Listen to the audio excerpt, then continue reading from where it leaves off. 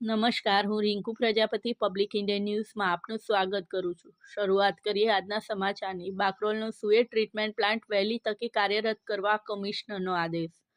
આણંદ શહેરમાં વર્ષોથી 40% વિસ્તારમાં ગટર લાઇનનું કામ સુએજ ટ્રીટમેન્ટ પ્લાન્ટ ચાલુ ન કરતા અટકી ગયું છે, જેને ધ્યાને લઈને મહાનગરપાલિકાના કમિશનર મિલિંદ બાપનાની સૂચનાથી ડેપ્યુટી કમિશનરે બાકરોલના સુએજ ટ્રીટમેન્ટ પ્લાન્ટની મુલાકાત લઈને મહાનગરપાલિકાના કર્મચારીઓ સાથે ચર્ચા કરી અને પ્લાન્ટ વહેલી તકે કાર્યરત કરવા જણાવ્યું હતું.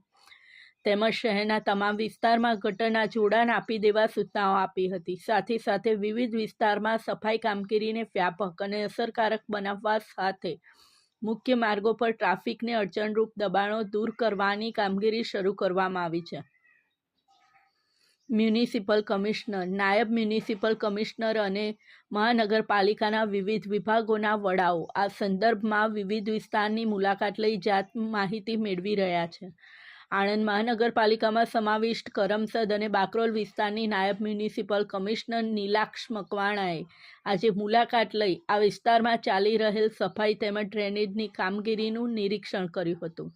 તેમણે બાકરોલ સુએજ ટ્રીટમેન્ટ પ્લાન્ટની મુલાકાત લઈ ગુજરાત શહેર વિકાસ કંપનીના ઇજારદારને મરામત અને નિભાવણીની કામગીરી અસરકારક રીતે કરવા સૂચનાઓ આપી હતી. તેમજ શહેરના ટ્રાફિક સમસ્યાના નડતરરૂપ દબાણો દૂર કરવા સૂચનાઓ આપવામાં આવી હતી. આ ઉપરાંત શહેરના વિવિધ વિસ્તારમાં નિયમિત સફાઈ થાય તેની તકેદારી રાખવા જણાવ્યું હતું.